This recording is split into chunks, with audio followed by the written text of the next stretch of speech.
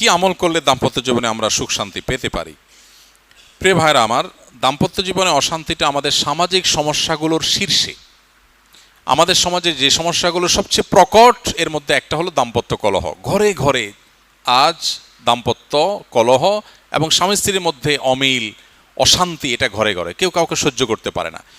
আপনি যদি বলেন যে এর প্রধান কারণের নাম লক্ষ্য করে আগে থেকেই ডোমেইন কিনে রেখে পরবর্তীতে তাদের কাছে বেশি দামে বিক্রি করা ডোমেইন ব্যবসার শরীয়ী বিধান কি? কেউ যদি কোনো ডোমেইন কিনে রাখেন, বিশেষ করে ওয়েবসাইটের ক্ষেত্রে যেটা হয়ে থাকে, ভালো ডোমেইন কিনে রাখলেন, পরবর্তীতে এটা বিক্রি করলেন, এটা জায়েজ আছে। মৌলিকভাবে যদি কোনো হারাম কাজের সহযোগিতা না থাকে, আলাদা কোনো হারাম কিছু যুক্ত না হয়, তাহলে এটা নাজায়েজ কোনো কাজ না। কারণ একটা ওয়েবসাইট ওপেন করলাম, তার জন্য আমি টাকা ইনভেস্ট করলাম, আমি খুঁজে বের করলাম, ওয়েবসাইটটা ডোমেইনটা আমি কিনলাম, এগুলোর জন্য আমার যতটুকু পরিশ্রম আছে এটা আমার ইনভেস্ট, এরপর আমি এটা বেশি দামে বিক্রি করতে পারি, এই রাইট আমার আছে। আর কেনাবেচার ক্ষেত্রে শরীয়ত ক্রেতা বিক্রেতা উভয়ে যেই রেটের উপরে সম্মত হবে, শরীয়ত সেখানে কোনো সে থাকে না, কোনো কথা বলে না। একটা জিনিস আমি বিক্রি করব, ক্রেতা কিনবে, উভয়ে সম্মতিতে যেই দাম চূড়ান্ত করবে সেটাই চূড়ান্ত। এখানে শরীয়ত কোনো বাধা নিষেধ দেয় না। কিন্তু যদি এমন হয় যে কোনো জিনিসের মার্কেট প্রাইস আছে একজন মানুষ ঠেকে গেছে, বিপদে পড়ছে, তারা ঠেকায় আপনি নিলেন, অথবা কৃত্রিম ক্রাইসিস সৃষ্টি করে আপনি নিলেন, সেটা নিষিদ্ধ। বাকি জেনারেলি যে কোনো পণ্য কেনাবেচার ক্ষেত্রে ক্রেতা বিক্রেতা উভয়ের সম্মতিতে কোনো রেট ঠিক করলে শরীয়তে সেখানে কোনো বক্তব্য থাকে না। সেজন্য ডোমেইন কেনাবেচা করা মৌলিকভাবে জায়েজ আছে, যদি কোনো হারাম কিছু তার সাথে যুক্ত না হয়। আমি একটি প্রতিষ্ঠানে নির্দিষ্ট মেয়াদের কোর্সে ভর্তি হয়ে সম্পূর্ণ ফি পরিশোধ করি, কিন্তু গুরুতর অসুস্থতার কারণে কোর্সে অংশ নিতে পারিনি। এখন প্রতিষ্ঠানটি কি আমার ভর্তি ফি রেখে দিতে পারবে নাকি ফেরত দেওয়া আবশ্যক? আপনি যে কোনো প্রতিষ্ঠানে যদি কোনো কোর্সে ভর্তি হওয়ার জন্য ফি পরিশোধ করে থাকেন, তাহলে সেক্ষেত্রে সেই ফি ফেরত পাওয়াটা নির্ভর করবে আপনার সাথে চুক্তি কী ছিল তার উপরে। আল্লাহ রাব্বুল আলামিন কোরআনে কারিমে বলেছেন, আউফু বিল উকুদ, তোমরা তোমাদের পরস্পরের সাথে করা চুক্তিগুলোকে পূরণ করবে।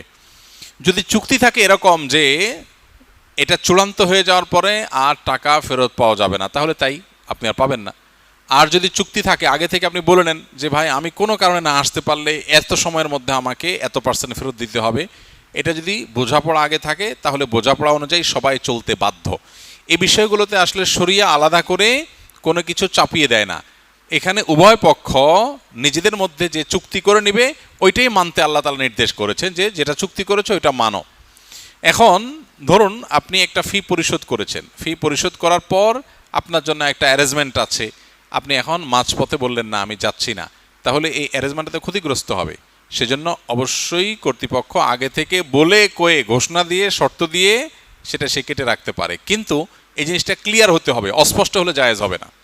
ক্লিয়ার হতে হবে বলতে আগে থেকে বলা থাকতে হবে, ভাই আমি কিন্তু আপনার সাথে চুক্তিবদ্ধ হলাম যে আপনি আমার এই কোর্স কিনেছেন, এই পেমেন্টের পর আপনি না আসলে কিন্তু কোনো টাকা ফেরত পাবেন না, বিকজ আপনার পেছনে আমার আলাদা পরিশ্রম আছে, ব্যয় আছে, তাছাড়া শৃঙ্খলা রক্ষার খাতিরে এটা আমাকে করতে হবে, না হলে যে কেউ যে কোনো সময় যদি প্রত্যাহার করে তাহলে তো কোর্স ঠিক মতো চলবে না।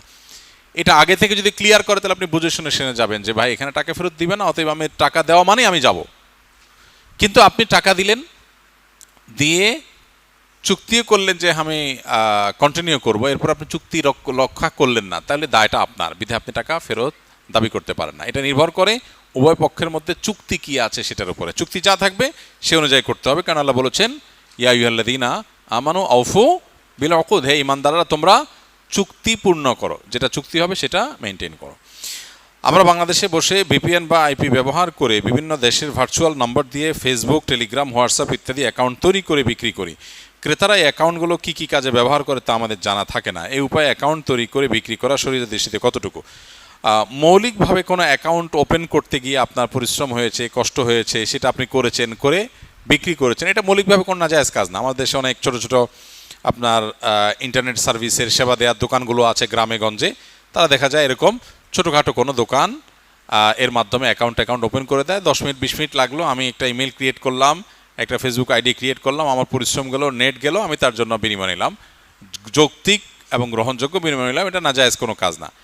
কিন্তু এই যে ভিপিএন দিয়ে বিভিন্নভাবে আপনার প্রচুর পরিমাণে অ্যাকাউন্ট কিনে তৈরি করে সেগুলো বিক্রি করলে সাধারণত এগুলো স্প্যাম, আপনার বিভিন্ন রকমের স্ক্যামিংয়ে ইউজ হয় এবং এগুলো দিয়ে অনেক প্রতারণা হয়ে থাকে, সেটা বলা বাহুল্য।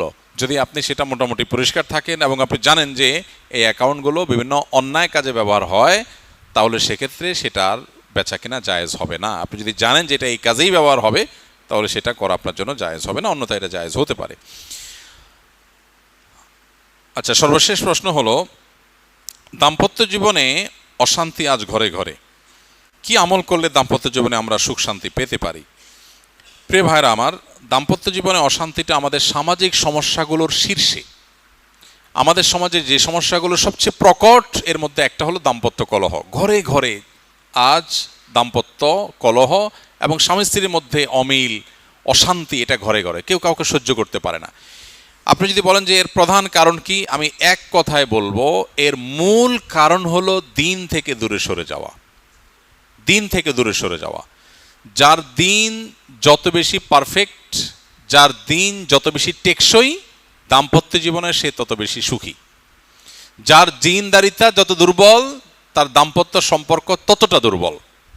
কারণ একজন মানুষের যদি দিনদারিতা খুব মজবুত থাকে, তাহলে তিনি সবর করবেন, তিনি শুকর আদায় করবেন। কোরআন তাকে সে মোটিভেশন দিয়েছে। কারণ যদি আল্লাহর প্রতি ঈমান থাকে, তিনি বুঝবেন এটা জান্নাত না, এটা দুনিয়া, অতএব এখানে কিছু দুর্বল থাকলে আমি আখিরাতে পাবো। তিনি অসহনীয় হয়ে যাবেন না, তিনি অসংযমী হয়ে যাবেন না, তিনি অসহ্য হয়ে যাবেন না এবং ধৈর্যহারা হবেন না।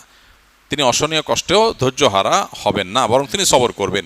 আজ আমাদের এই অশান্তির মূলে হলো আমাদের দিনের দুর্বলতা, দিনদারিতা না থাকা, সোজা কথা। আমরা দেখি গোটা পৃথিবীতেই যেখানে দাম্পত্য কলহ তুলনামূলক কম, সেখানে দিন তুলনামূলক বেশি। যেখানে দাম্পত্য কলহ বা অশান্তি যত বেশি, সেখানে দেখবেন দিন এর অভাব তত বেশি। গোটা পৃথিবীতে আপনি এটা অল ওভার মিলাই দেখতে পারেন যে একজন মানুষ, তাকে আল্লাহ তাআলা পার্থিব সম্পদ এবং প্রাচুর্য কম দেন নাই। বিশেষ করে পশ্চিমা দুনিয়াতে তাকালে দেখি আমরা ওদের নাই কি, পার্থিব জীবনের ভোগের সব উপকরণ আছে, কিন্তু ফ্যামিলিগতভাবে দাম্পত্য জীবনে তারা অত্যন্ত অসুখী। তাদের পরিবার ভাঙাটা সকাল বিকাল ভাঙে গড়ে এবং এটা খুবই ঠুনকো একটা ব্যাপার তাদের মধ্যে। এই জন্য আমাদের মূল দুর্বলতার জায়গা হলো আমাদের দিনদারিতা, সেই জায়গাটা আমাদের মনোযোগ দিতে হবে। দাম্পত্য কলহের অন্যতম একটা বড় কারণ হলো আজকাল আমাদের প্রদর্শন প্রিয়তা। কিছু হলেই ফেসবুক, সোশ্যাল মিডিয়া এসে প্রচার করতে হবে। বইয়ের, স্বামী স্ত্রী পরস্পরের, সন্তান সন্ততির, এগুলো যত বেশি প্রদর্শন করে মানুষ, তত বেশি বদনজর লাগে। এটা খুবই ডেঞ্জারাস জিনিস।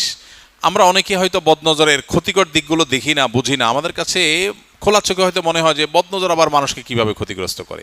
ভাইরা আমার, এর চেয়ে বড় ডিজাস্টার কি আছে? গোটা পৃথিবীতে মানুষ সুখের সমস্ত উপকরণের মধ্যে থেকেও ডিপ্রেসড। এখন মানুষ যত ডিপ্রেশনে আছে, আগের যুগে মানুষ কি এত ডিপ্রেশনে ছিল? দিন যত অতিবাহিত হচ্ছে, মানুষের ডিপ্রেশনের পরিমাণ বাড়ছে না কমছে? পুরা পৃথিবীতে ডিপ্রেশন এবং মানসিক রোগের পরিমাণ দিন দিন বাড়ছে। একদিকে আমরা দেখছি যে মানুষের ভোগের উপকরণগুলো বাড়ছে, উন্নত হচ্ছে, জীবনটা একেবারে ইজি হয়ে যাচ্ছে। তাহলে তো মানুষ মানসিকভাবে সুখী হওয়ার কথা না, হচ্ছে উল্টাটা। এর কারণ কি? এর অনেক কারণের ভিতরে একটা এটা, যে মানুষের অতিরিক্ত প্রদর্শন ইচ্ছা বা প্রদর্শন করার প্রবণতা, এটা মানুষের স্পিরিচুয়ালিটি শেষ করে দেয়। ফলে কি হয়? ফলে তার অন্তঃসার শূন্য একটা জীবন সে ধারণ করে। এর চেয়ে বড় ডিজাস্টার কি আছে যে সুখের এত উপকরণ আছে, মানুষ সুখী না। আপনি মনে করেন বদনজরে কই ক্ষতি হয় কই?